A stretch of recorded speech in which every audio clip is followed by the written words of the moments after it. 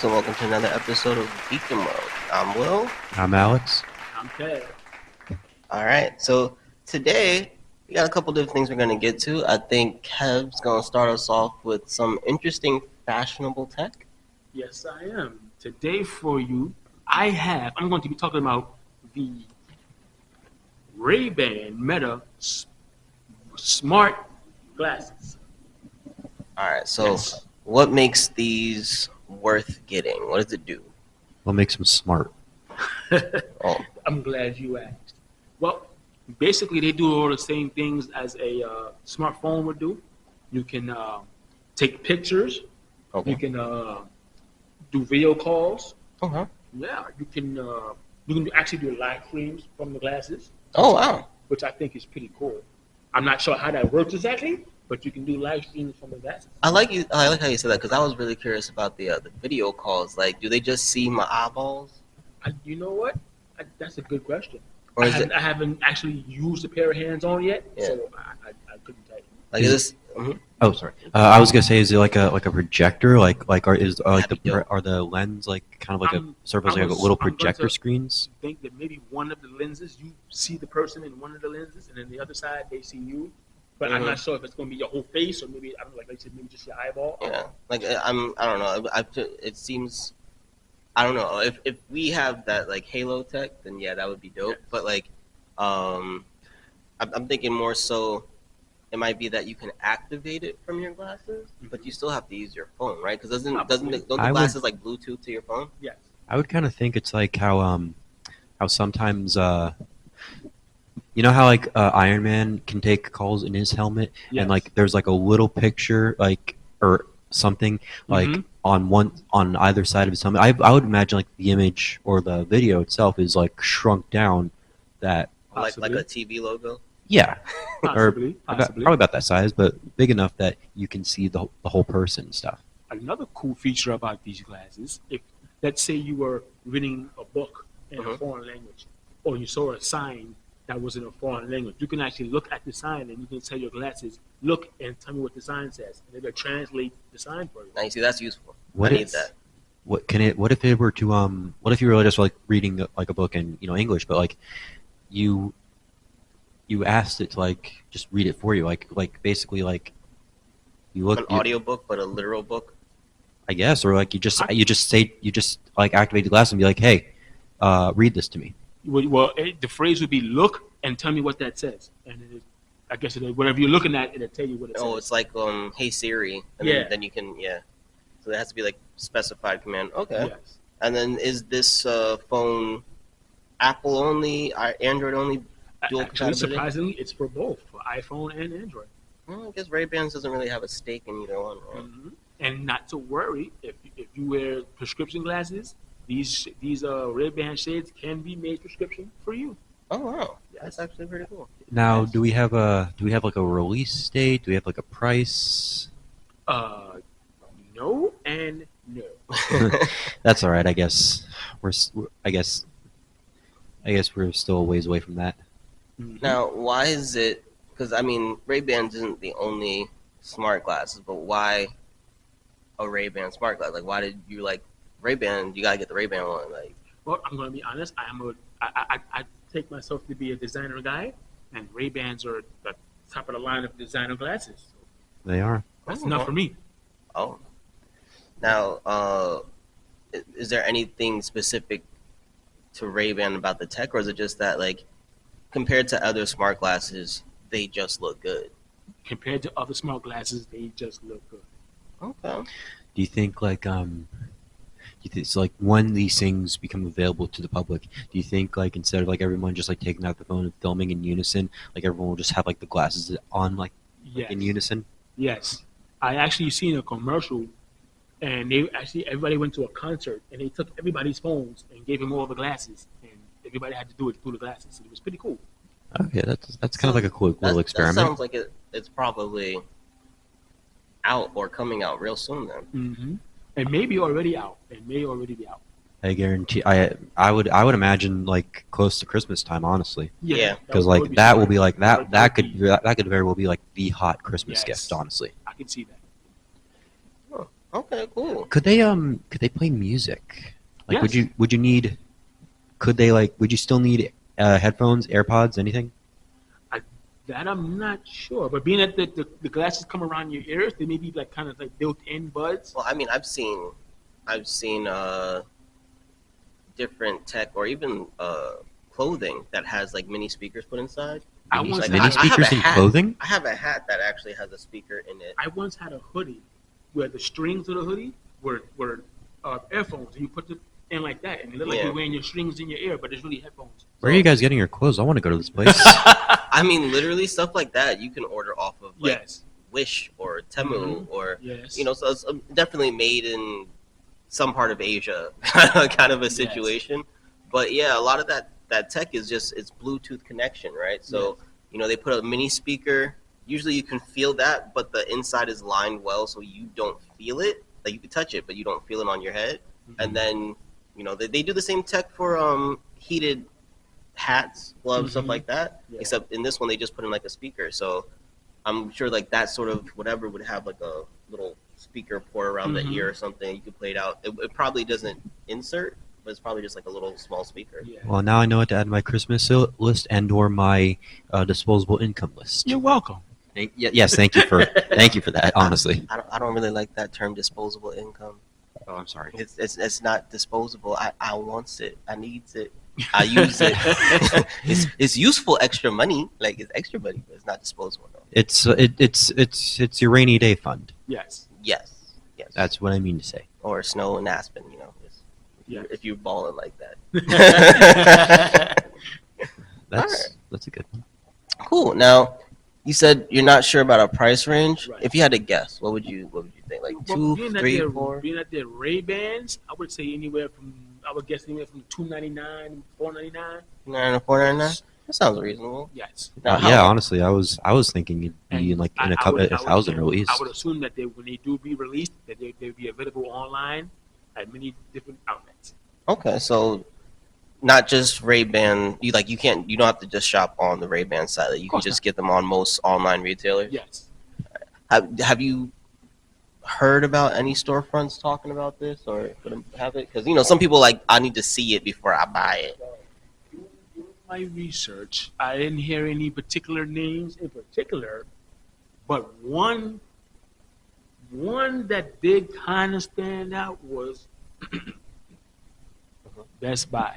See, no, that's what I was wondering about because I feel like, does this qualify as clothing? Does this qualify as tech? And now if it's at a Best Buy, in my opinion, I believe it qualifies as both.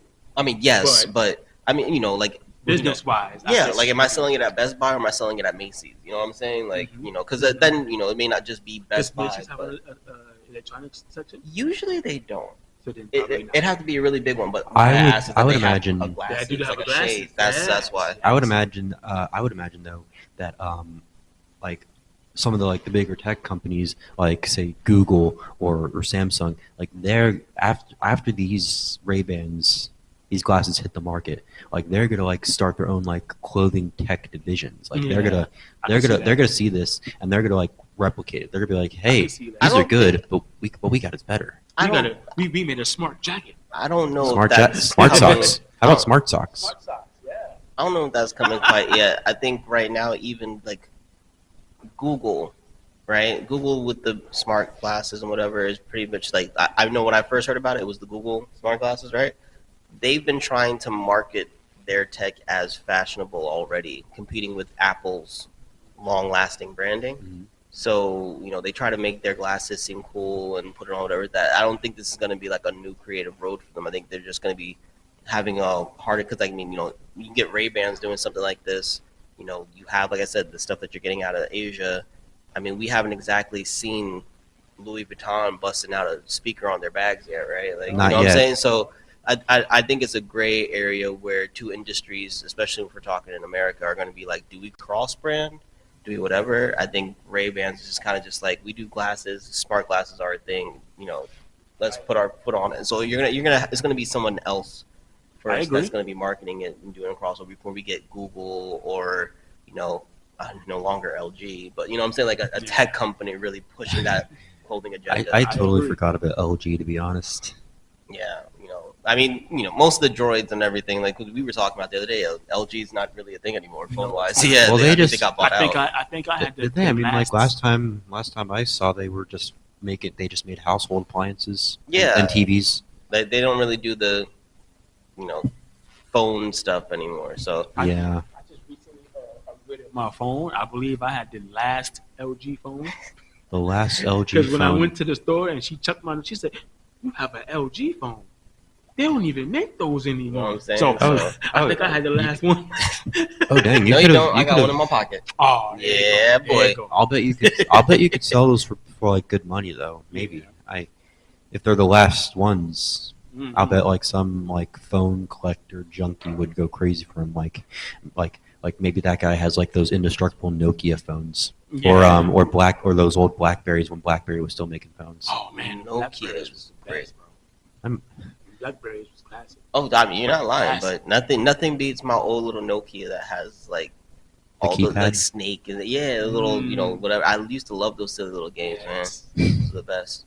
All right, we're gonna go to our first commercial break, and when we come back, I think we're gonna start our multi-parter D23 conversation with Alex. That we are. All right, so see you shortly.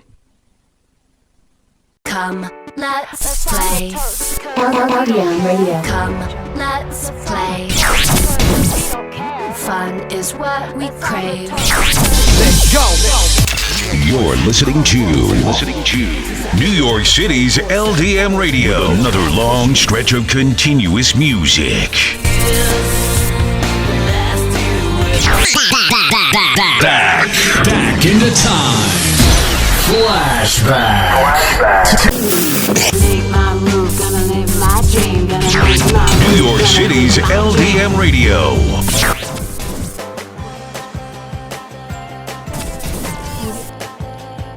The best radio station in the world is right here, right now. All right, so we're back. So Alex, put us on. Explain to us what D23 is and what's going on. All right. So D23 is basically Disney's. It's Disney's answer to Comic-Con. It's their own Disney fan convention.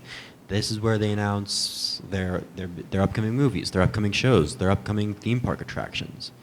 They do this every year. Now this year was pretty special. I want to talk about one attraction that they're bringing to their parks. So they're creating a stage show, an audio animatronic stage show, with an audio animatronic replica of Walt Disney. Interesting. Yeah, like a life-size robot duplicate of Walt Disney. Like he'll walk. Not walk. He'll talk. He'll move like Him. Wow. Yeah, I mean, all of us in recent years, Family Guy jokes, South Park jokes, Simpsons jokes.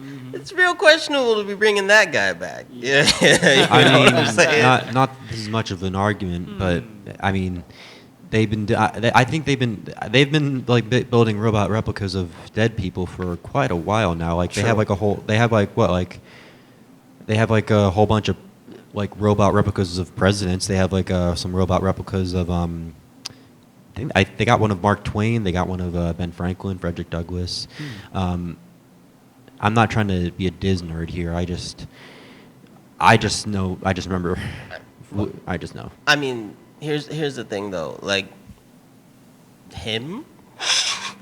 Walt Disney himself. They're like, as far as it being, yes, I'm going to a Disney theme park, sure, but the man had some pretty controversial viewpoints to like be bringing back, like, and not something that kind of like, oh, we've just discovered. I mean, people have been talking about it for quite some time, but I mean, like, I know they're having that issue with the whole Mickey Mouse thing, so.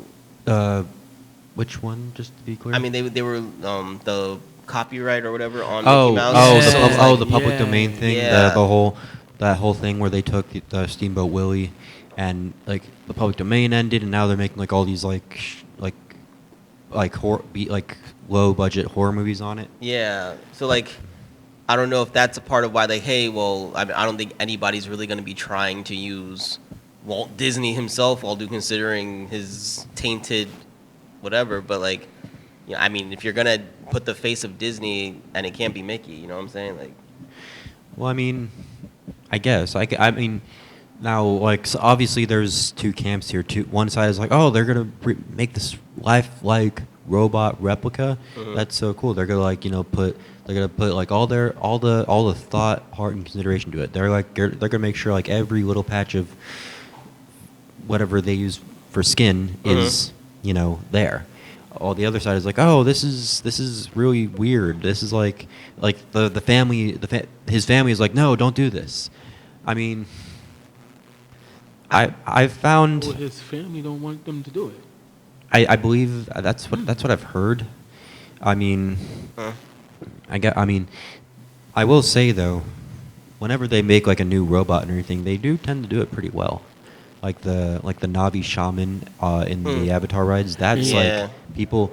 I hear people talk all the time say how like that's like their most like that's like their best one to date. Their most advanced like tech advanced one to date. And before that, it doesn't look like a Chuck E. Cheese animatronic. Right. And, but, like even the Freddy. even the Country Bears like like that attraction. That's basically a Chuck E. Cheese on a bigger budget. I agree. And those move pretty well. Fun fact: the most advanced audio animatronic that they had before the Navi Shaman on Avatar was it was a robot replica of the witch from The Wizard of Oz. Really? Yeah, because this ride isn't there anymore. This was at the Hollywood Studios Park in Florida. They had this ride, and it was actually my favorite ride for a long time. It was called the Great Movie Ride, and it took you through scenes from like big movies. So you had Mary Poppins, you had The Wizard of Oz, Alien, Raiders of the Lost Ark, Public Enemies. I don't know. I just remember people telling me that whenever I was there. Okay. Huh. I'm not like a diehard Disney adult for the record. I do find the company's history very fascinating. I mean, regardless of how you feel about the movies or whatever, like if you're too old or whatever, I mean, everybody can recognize just how big of a company it is to like be abreast of what's coming out. Because I mean, not everything that they're doing is fans are happy about. Not every project is a success, but like Disney's dropping something new, you got to be like, wonder what it is, because after they do something, every other competitor, whether it be like a theme park, whether it be like DreamWorks, whether it be like there's about to be a whole bunch of projects to compete and catch up or. Well, yeah, I mean, like honestly, when you think about it, like with Marvel Studios, like they started the trend of the shared movie universe, and all the other, or at least I think they made it more mainstream. They made it more mainstream. They definitely mainstreamed it. Yeah. Because I mean, if you want to talk about it, you got Alien and Predator, right? And then they found like they were always supposed to be in the same universe, and they kind of just made it official later. I guess. I mean that is true. I guess, but I guess I was considering like, I was just considering like more than two characters. Okay. I mean, yeah. I mean, they took it out of the comic though, like. They just put it in a movie setting possibly, but Avengers were a thing. Like this isn't a. I guess you could also probably make the argument that the Universal monsters did it first. True. Frankenstein, Wolfman. True. Dracula. That's true. I mean, you also have the fact that actually, and I mean that's what the movie Wish is about, how all the Disney movies are actually related. Like the story of Wish is literally the story of the Disney logo. Right, and like the first of all of the fairy tales, essentially. Really? Yeah, you gotta watch it. It's really good. But for years they were saying how all the Disney verse is actually, tethered and probably just different parts of the timeline. So there was always this try to make a big connection. They kind of just hit it with Wish. I had always kind of wondered that myself. Like I feel like, yeah, why don't you guys just cross over these characters more? You might as well. I mean, you did it with like this show about Mickey Mouse running a stage show, or that's true. They do it all the time with Mickey Mouse. You'll see other Disney characters, other Disneyverse stuff, and he'll be the he's their Spider-Man or Deadpool if you will. He's like they're really Deadpool. Well, Deadpool's the only other like character who really breaks the fourth wall and hops around from storyline to storyline the same way Spider-Man does. That's fair. Yeah. So. It's funny. It's funny though how like two of Disney's like biggest like money makers right now are Deadpool and Spider-Man. I was gonna say I was honestly gonna say Bluey.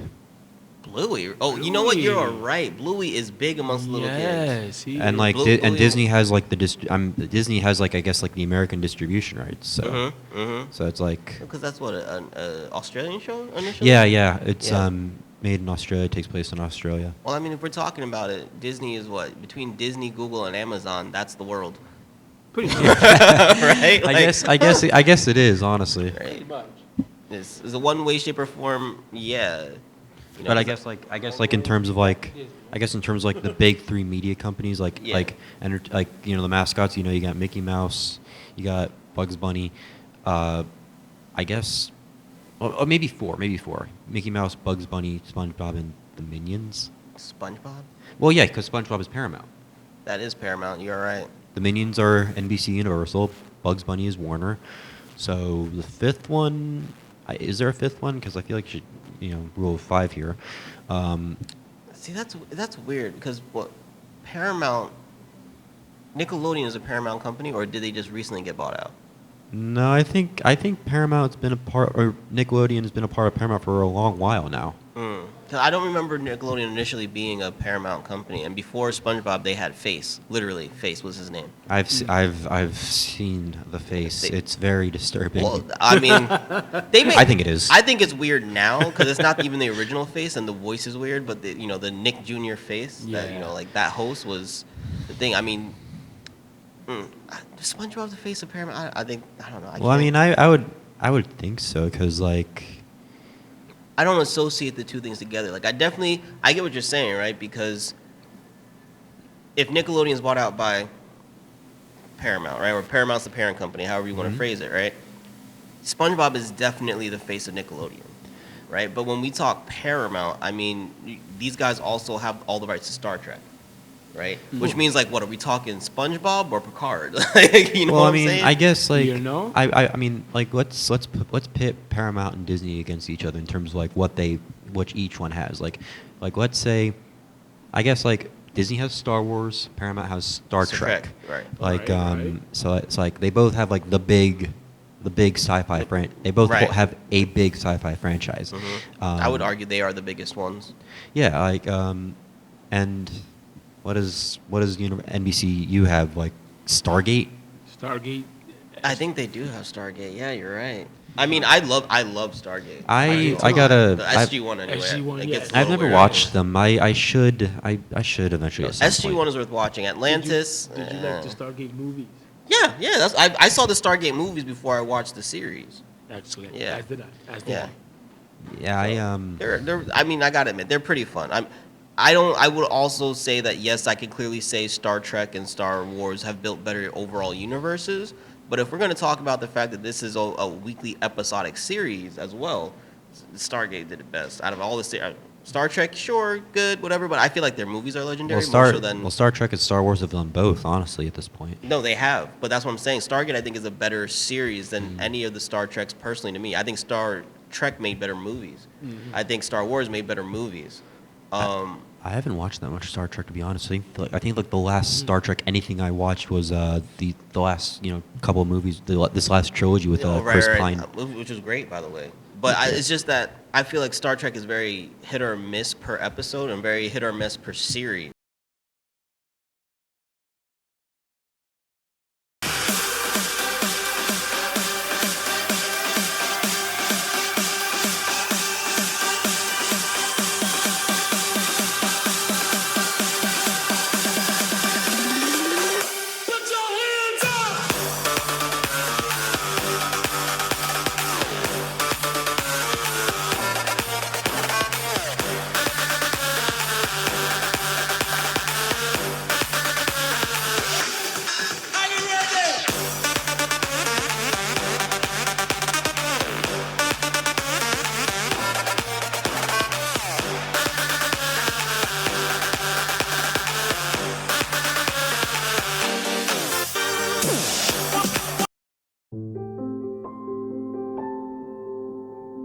everybody. I'm Will D. I am Javier Luis. I'm Alex Polanco. I'm Apolonia Cruz. And I'm Kelly Cooper. I am Shirley Phillips. I am Emmanuel Anzule. Do you know 1 in 4 women will experience domestic violence During their lifetime? And domestic violence and abuse can happen to anyone, regardless of gender, race, or other factors. 2 out of 3 homicide cases are Females who were killed by a family member or intimate partner. As domestic violence victims, they face high rates of depression, sleep disturbances, anxiety, flashbacks, and other emotional distresses.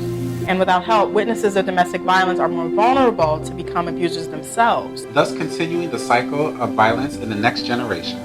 Hello, I'm Charles Laloma. Join the LDM Network and Safe Horizon and take a step into changing these facts.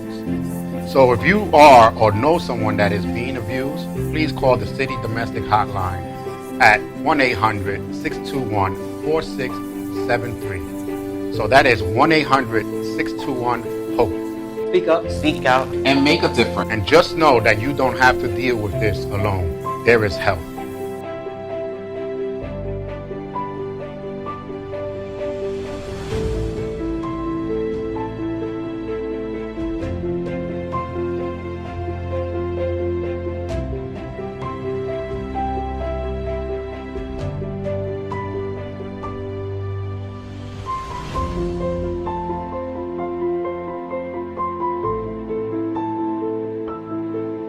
all the fights, becomes king of their puppet world, essentially, right? But they need a human host to activate the magic inside them. So the human host gets the book. The closer the bond or the stronger the puppet, the more spells they can use. So you meet this guy who meets Zach the puppet, and the two of them work together to win this tournament, essentially.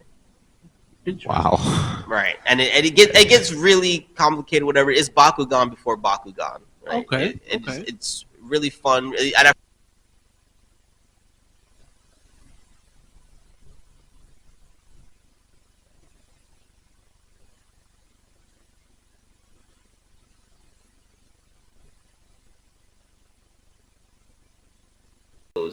like, you want to look at gargoyles, and by episode 3, there's a possible rape situation that the gargoyles have to save a cop from, right? She's almost, I think she does get shot, but not killed, and she was almost raped and all that, and you're like, this was on at 9 a.m. on Saturday, you said? Right. Aimed at what audience? Yeah, and that's on Disney Plus, by the way. You can go back on to some of these shows now. Disney Plus has the rights to them. Wow. So yeah, once I get Disney Plus again, I better look. Yeah, like it's definitely, Gargoyles is one of the best shows ever made, and it was way ahead of its time, and for kids, but not for kids. Or a series like Mummies Alive. Remember that one? Had one of the greatest theme songs of all time. Yes. And, this boy is the reincarnated soul of an ancient Egyptian prince with 4 guardians that are meant to stop the evil priest that tried to kill or who actually does kill the prince in the first place. So like Ninja Turtles, but with mummies. Sort of. Sort of. I mean, I guess like in terms of like a super. It sounds more like Yu-Gi-Oh, because wasn't Yu-Gi-Oh? Yes, it's like a little bit reincarnated pharaoh. Or something? It's sort of like I would say more like Yu-Gi-Oh in premise, right? But more like Ninja Turtles in structure, except for instead of Master Splinter, it's the 4 of them protecting April. Gotcha. Except in this case, April can is more like the more modern April, where she can actually fight people. She's April and Casey put together. Okay, right? Interesting. So, yeah, and I mean, you can watch. I feel like, and I have watched it as an adult years later, because I feel like I've gone back and watched certain shows or whatever, and you're like, yeah, that's still for kids, right? Why aren't these becoming movies? Honestly, if you look back at 90s cartoons in general, I would say that there are a lot of them, even stuff like Street Sharks, that would make for really fun movies now. But especially, if they were old school anime, like I would love for them to do a full on Gundam movie, but American studio. Well, I think you'd have to be a little careful, because I think we've seen how American studios adapt stuff like that before, and American studio visuals, Japanese studio script. Oh, okay, that's okay. There you go. Because I was gonna mention, there was that one Dragon Ball Evolution. We don't. Yeah. Then there was that one that Scarlett Johansson did. No. Okay. No. That's where you're all wrong. Okay. I know a lot of people who were upset. The first thing I heard from that whole box office fiasco. I don't think the movie was that bad. It was just like, how dare they have a whitewashed Asian character? Dum. That's literally the storyline. Like, she literally is an Asian person who was killed and then remade to be a white lady so that no one would know the real. It was a whole thing. What about that? It was an actual. What about that? What about that one that James Cameron and Robert Rodriguez did? Battle Angel. Battle Angel Alita. That was also pretty good, actually. I saw that. I saw that. Or manga. Sorry.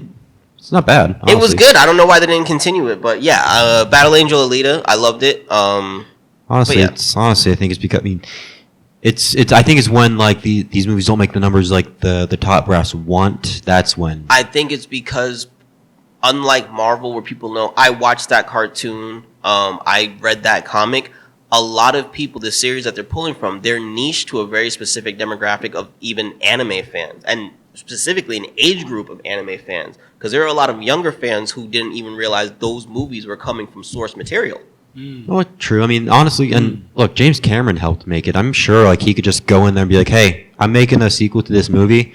You guys aren't going to do anything about it." So, I mean, yeah, he should be able to do that. He can just kick the door down and be like, "We're making this." I was like, you saw what I did with those Avatar things, right? Like, you should have gave me the Last Airbender one. True. Get another. Honestly, like now, I wonder how he would tackle that. Now that I think about it, I mean, I would assume he would at least cast the right race of people as the right race of the show. I would just say, like, I don't know how all the brown people ended up being the bad guys in a movie where all the brown people literally come from Earth Nation or Order Nation. It just made no sense to me, none at all. I guess they're righting the wrongs with that Netflix version, right? Yes. They are writing some of those. Yeah, they are. I would imagine. I haven't seen it yet. No, they are. It is true. I've seen the network, the Netflix, and yeah. But to get back to some of these series, there's some that people slept on the season they came out. So one of them is Cautious Hero, which is about a really anal hero who he has some of the greatest powers you've ever seen, and he'll have life point in the billions. The moment he loses 1 HP, he's like, I'm not doing this. It's too dangerous. So you're following it's an action comedy about this hero who's too scared to take any damage. But he is super duper strong because he was so scared to take damage. He found all the buffs, power up. Like, he's the guy who finds every hidden gem on every level type of player. And then he gets blessed by an angel on top of that. So he's like a completionist. Yes. There's only one other series I know with a character just like that, and it's actually not been animated yet, and it's a Korean series. So when that gets animated or gets popular enough, I'll bring that one up too. But it's definitely something to talk about later. I'll probably bring it up when I speak about manga and manhwa in a later episode. There's a really funny comedy called Cells at Work, which I feel is like the Asian version of Ozzy and Drix, where a white blood cell and a red blood cell are kind of going through their daily life in this like action comedy series about how they protect the body with their friends. And very much, I don't know if you remember Ozzy and Drix, right? Yes. But like, you know, that was one of the best original movies that came out. I think that's the early 2000s. Yes. And then the TV show was amazing. A lot of the shows back in the day came from hit movies, so they got a chance to really expand the universe. And I think that's kind of what Disney's kind of drawing their new model off of, where, you know, we may not be able to cast Robert Downey Jr. for a 12-episode series, so let's give him a movie and then expand the universe of Iron Man through all the side characters. You know what I'm saying? Like, because we can afford it. I mean, I'm not paying Sam J to do a 12-episode series, and he actually got paid for that to do Fight Night recently. Yeah, that's great. They did that a lot in the 90s. Disney, like every big hit movie, they had like a 1 to 2 season show, right? Lion King did it, Aladdin did it. I think The Little Mermaid got one. Who am I missing? There was several. Buzz Lightyear had one of the best TV shows of all time. By the way, I think Tarzan had one too. Tarzan did have a series that was excellent, actually. They did that. I think they did that all the way up to the early 2000s. Yeah, I'd say around 2002, 2003, you really stopped seeing that model done. And that's also around the time that they didn't do a lot of translating on anime at one point. Disney was a part of the translation for Digimon, and there was a big delay in season 4 being translated because of stuff with their contracts, and I think Funimation and Disney had like the distribution rights. To a lot of stuff. Right? Yeah, for a long time. I remember the reason I started writing was because they weren't translating episodes of Digimon. I wanted to at least wrap it up somehow. Yeah. So you kind of like wrote like your own fan dub. Oh, definitely did my own fan fiction. Definitely did my own fan fiction. I didn't know because so back then, right? We're talking the era of dial-up. It wasn't even like you can go watch the Japanese version online real easy because What's I wasn't dial-up? rich. When you plug the internet from your phone into your computer. Into the computer, like a cord. Yeah, what's dial-up? That's how old it is. Yeah. So wait. Do you know what a landline is? I mean, I've seen one. Okay. Okay. So if you go into the office or you go into an office at work or even if you work in fast food, there's usually that one phone that actually has a cord or maybe it's cordless and so that's the landline, right? That's the landline. You would pull the phone line out of your phone that plugs into there from the phone company, put it into your computer, and that's how your computer accessed the internet. That's why it was called dial-up. A dial-up, yeah. That's and that now the closest thing to what dial-up is high-speed Ethernet. Yes. This must have been phased out by the time I was like 10 or something. Probably. I mean, you know what an Ethernet cable is, right? Dang. Wow. I mean, so when I went to college, right? They told you to get an Ethernet cable to use the high speed access there, and then you could also get because this is when Wi-Fi was kind of just beginning to be popularized, so it wasn't always that great. So you got an Ethernet dial-up connection that was high speed. So not Verizon FiOS, but Verizon DSL. Right. I don't know if you remember that. Yes. No. I'm sorry. Yeah. Man, he got the gray. I feel the gray, and he's like, huh? Yes, sir. But yeah, I mean, in college, I had a router just for better internet. The Ethernet cable is literally plugged into your router. router. The router, yes. Oh. I'd be great on one of those reacting to old tech channels. I think that would be. I would watch that. Call up get what are they called? The Fine Brothers. Yeah. They're still doing stuff. Get you a rotary phone. See if you can make a phone call. That'd be a worthy experiment, honestly. And before we go, the last of the series I wanted to mention is something called "Haven't You Heard? I'm Sakamoto-kun." Right? It's quite the title. It is a great title, befitting. It has one of the best theme songs of all time called "Coolest." It's one of those songs that seems way more epic than what the show is. But it's about a character whose daily life, he's just absolute perfection. You pull a seat out from under him, he won't fall. He's just sitting on his in the air. So what when he slips on a banana peel, the banana peel, he just does a backflip and just keeps walking. Right, like nothing ever happened. He's just, everything about him is the coolest, the raddest, the most perfect there could be. And the story really, although it's about him, literally follows the Mr. Unlucky Everything as his best friend and all of their classmates and the stuff they get into that Sakamoto-kun has to kind of save them from. He teaches the bullies how to not bully, stops a whole fire from burning the school down, saves his friend from getting beat up, and then one time has to let him get beat up so he learns his lesson. So it's like an odd couple. It's an odd couple situation. Not even. No? Not even. It's more just because it's not just the best friend. It's predominantly him and Sakamoto, but it's just Sakamoto's this Mr. Perfect Everything who helps everyone around him. And it's just really funny the scenarios that Sakamoto-kun kind of just gets placed into. So I recommend for anyone looking for you had a bad day, watch this show. Right?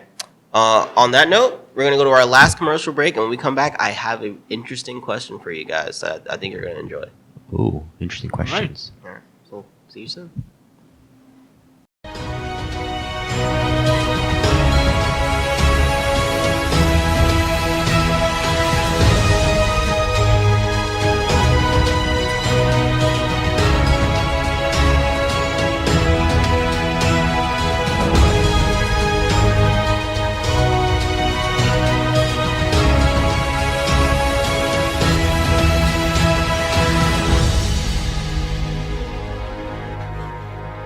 All right, so we're back, and before we go, I just had to throw this question out there, right? What do you think about John Cena starring in a Johnny Bravo movie? Wow. I mean, honestly, maybe, yeah. I could see it. I mean, if he can pull off Johnny Bravo, I think it would be pretty awesome. Well, I mean, you'd have to, I'd have to, you'd have like the big, like, would he have like the big hair that looks like a giant French fry? That's what I'm saying. You got to give him the big blonde hair, like maybe not fully shaped as cartoony, but definitely more of a pompadourish kind of a style, or like fake Elvis kind of a style. Maybe like the or at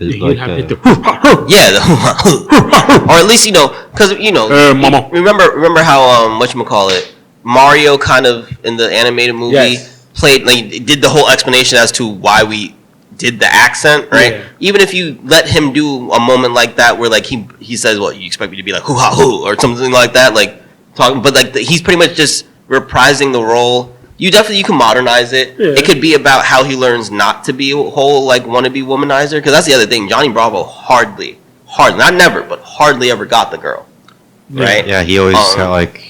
He always usually shooed them away or messed up or lost them to somebody at the end. The ones that did want him, like, but every now and again, I think it's like maybe once a season or something, he actually gets the girl, and then he loses her or something by the end of the episode or something. But he had the girl at some point. So the episode's about like how he can actually get a girlfriend by becoming a better man, not such a basic one. Pretty much Barbie, but Ken gets to be the focus, right? I would watch that movie with John Cena as my Johnny Bravo. I mean, it would have been great if he could have done it while he was also doing his thug life Cena, but that, because I just would have loved the duality of it. But I mean, he Peacemaker could probably, Cena can do it. Yeah, no, like he could. I mean, like, since he's so hot on Peacemaker right now, yeah, you could easily, he could ride those coattails. Honestly, the way you're describing how this movie could work, like, I feel like a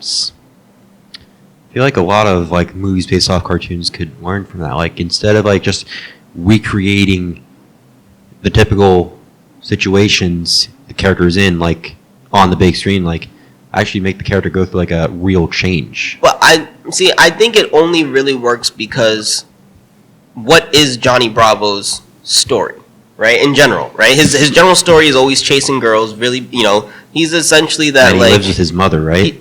Yeah. And his only best friend is like a Girl Scout. Exactly, and she's like, which is like, why are we even friends, kind of a thing. But like, yeah, it's there's a whole bunch of this character built off of like wanting to be a character from Greece, essentially, right?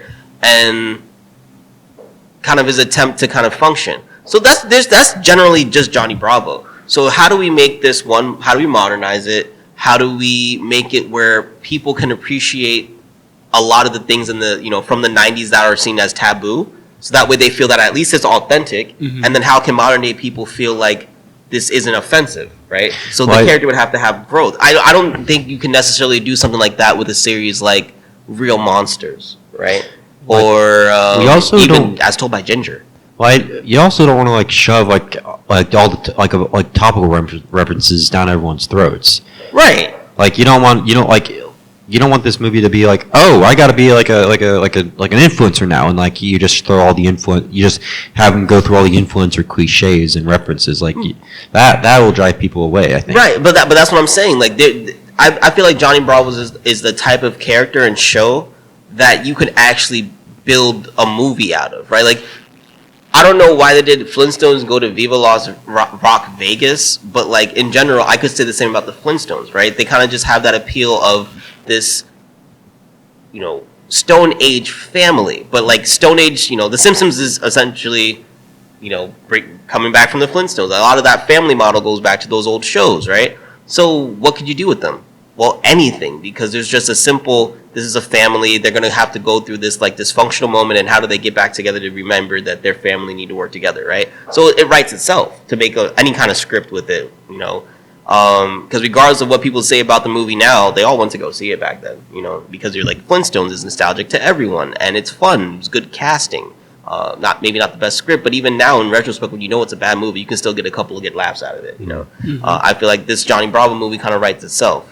I think if you take a lot of other, shows from the same time, like Dexter's Laboratory, that's going to be a hard one to do. I think to make it feel where it feels like an old Dexter show, but also hits with modern times. Because that's the other thing too. Comedy has changed, or what's acceptable to put as comedy has changed. Unless somebody's on stand-up and makes fun of the fact that stand-up comedians can't say anything anymore, but say what they want anyway, right? Like, you do anything in a comedic fashion that's offensive, like you could never see Norbit again because fat people feel offended by fat jokes.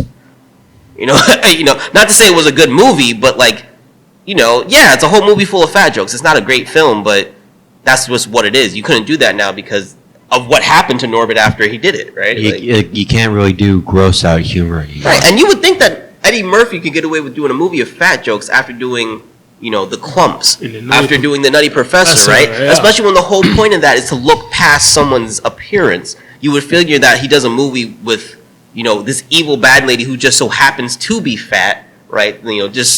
And they were like, you made fat people look ugly. I'm like, like every other time he's done it. Or those movies that Martin Lawrence did where he was like... Big Mama House, yes.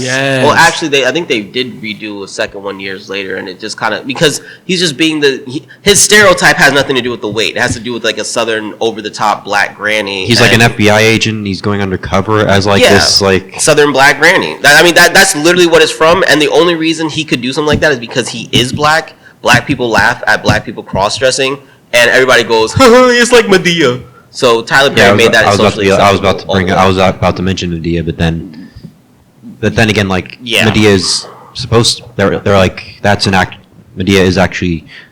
It's not someone as someone else. It's like Medea as like supposed to be. No, but the whole point is that these characters are over the top, and they're supposed to be over the top versions of the stereotype, right?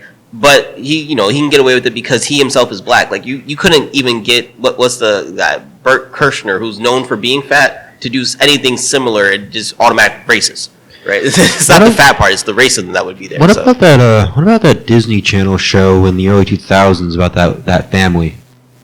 Which one? I mean, you talk Disney. Well, we talking Even Steven. We talking. No, it was animated. It was animated. And they just did like a sequel series on Disney Plus. What is the show about? Like you say, the family, but what else? I think they were called the Proud Family or something. Oh yes, they did do the Proud Family. Does that fall under? Fall under what? I guess what we're talking about, or? I mean, yeah, I guess you could do it. I think they did do a Proud Family movie actually back in the day. I don't think. I think they did, or maybe it was a special, like a 9 or 3-part episode. I guess I bring it up. I guess I just bring it up because there is a Proud Family movie. All right, cool. I think there was a character on that show that kind of looked like the Joker. You talking about Poppy? Yeah. Yeah, Poppy definitely looks like the Joker. He had green hair. He had a yellow yellow vest and a blue and a purple blazer. Smile. He looked like the Joker. Yeah, that's the grandmother's boyfriend actually. But yeah, no, I mean, and that's the thing. When you have a date with Medea at 5, but have to terrorize Gotham at 7. Essentially, yeah. That's dang. What's going on in Joaquin Phoenix's head? But no, but I mean, essentially, you can even now, and this is what I'm talking about. You can watch old episodes of The Proud Family, right, and see how they tell jokes there. Not to say that the new Proud Family is bad.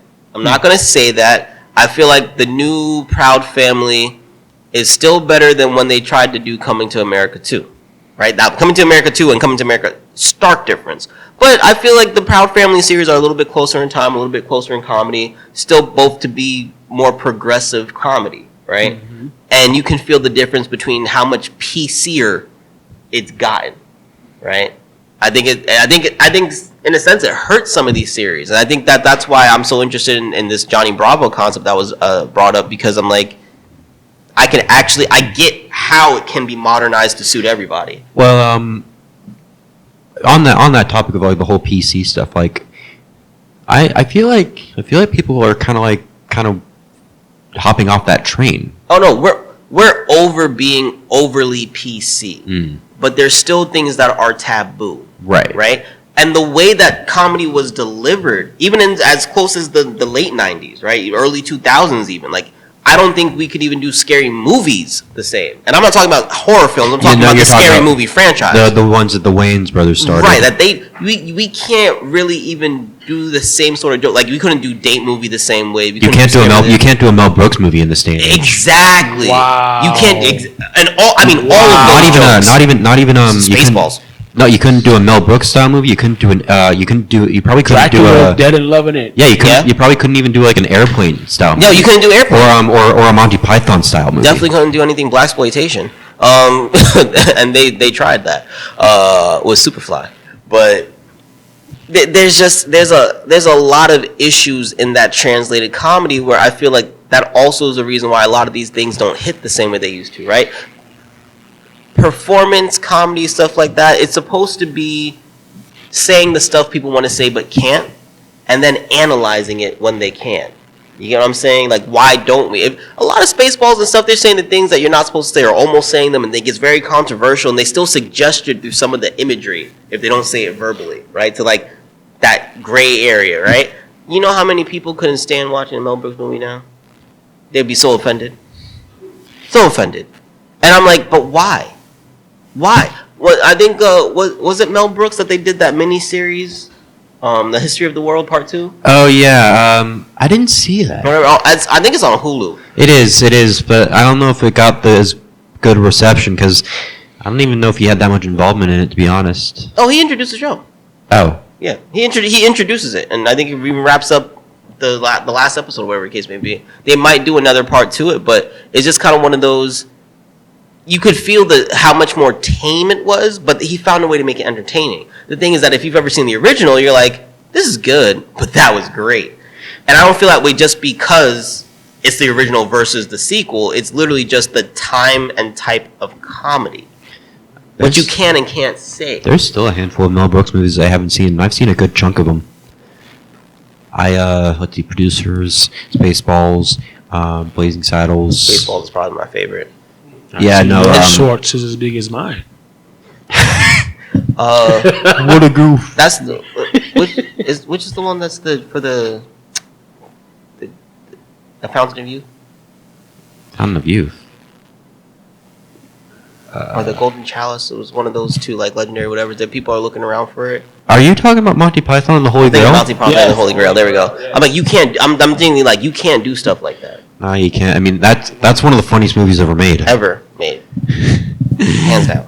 But as you said, I saw it. They be offended by that today. You'd be so offended. Yeah. And I think that for me, that's the problem. Like, I'm glad to see that in stand-up, people are talking more, because I don't know if you've ever taken the time to watch PC comedians, but you try so hard to like it and realize that none of it is actually funny.